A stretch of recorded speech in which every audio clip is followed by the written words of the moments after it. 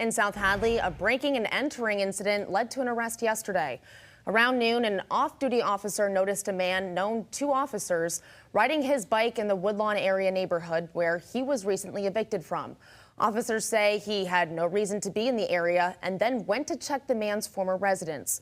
Police found evidence of forced entry into the house, and after a search, the man was found hiding in the basement.